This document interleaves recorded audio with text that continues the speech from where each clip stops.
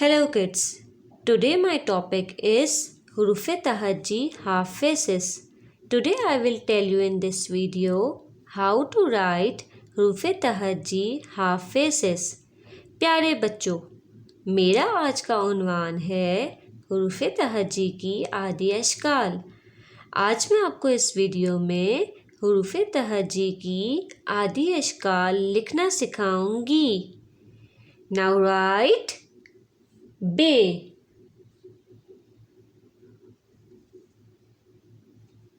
पढ़िए बे। Now write पे,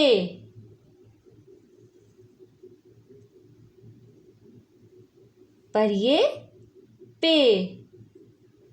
Now write ते,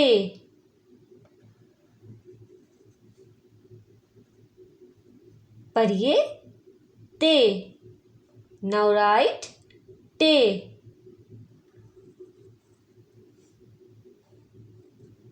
पढ़िए ते। Now again write बे, पढ़िए बे। Now write पे,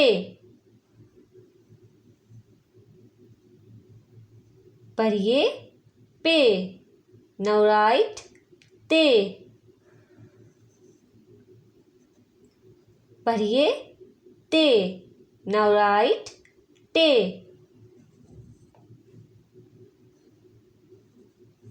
पढ़िए टे।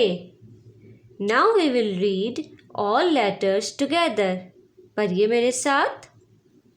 बे, पे, ते, टे। बे, पे, ते, टे। बे, पे, ते, टे। थैंक यू, शुक्रिया।